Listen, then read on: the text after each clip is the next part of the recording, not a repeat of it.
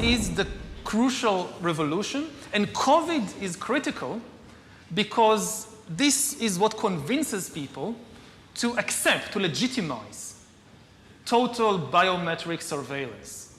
If we want to stop this epidemic, we need not just to monitor people, we need to monitor what's happening under their skin.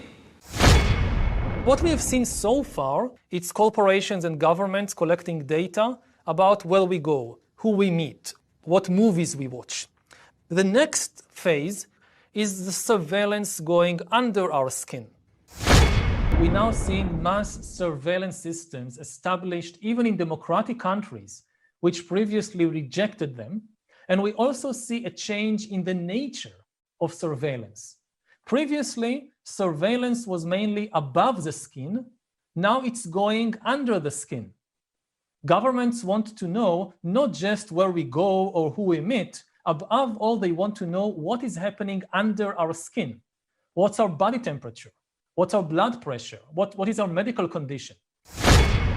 Now humans are developing even bigger powers than ever before. We are really acquiring divine powers of creation and destruction. We are really upgrading humans into gods. We are acquiring, for instance, the power to re-engineer life. Humans are now hackable animals.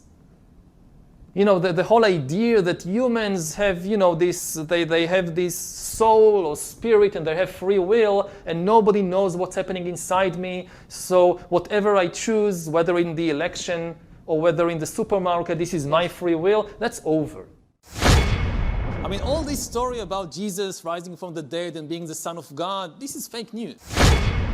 I know that in recent years, we saw populist politicians undermining deliberately the trust that people have in important institutions like universities, like respectable media outlets. These populist politicians told people that, say, scientists are this small elite, disconnected from the real people. We shouldn't believe them. And you had all these conspiracy theories that climate change is just a hoax, it's not real, and that the earth is actually flat, and that vaccinations are bad for you. And this spread. But I don't think it's too late. Especially in an emergency, people can change their views very fast, and they can discover hidden reservoirs of trust. You look in this crisis, who do people trust? They trust scientists above everything else. In all countries. In Israel, they closed down the synagogues. In Iran, they closed the mosques. Churches all over the world are telling people don't come to church. The Pope is doing all these ceremonies on Zoom or YouTube. And why do they do all this? Because the scientists recommended it. Even the religious leaders have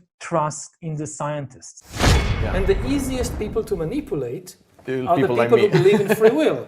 Because you manipulate them and they don't even suspect because, hey, I chose it because this is my free will.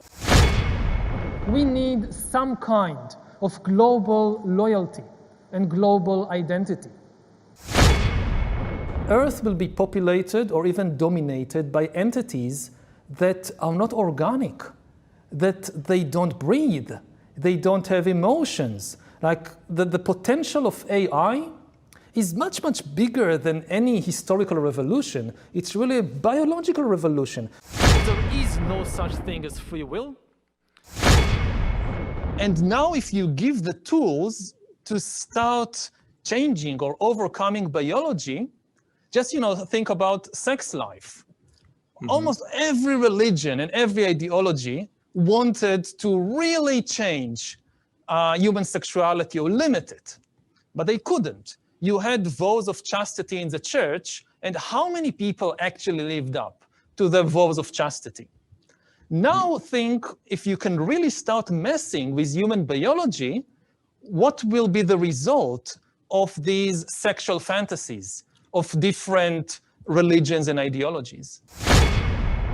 Then the big political and economic question of the 21st century will be, what do we need humans for? Or at least, what do we need so many humans for? Do you have an answer in the book? At present, the best guess we have is keep them happy with drugs and computer games. An algorithm is able to take into account thousands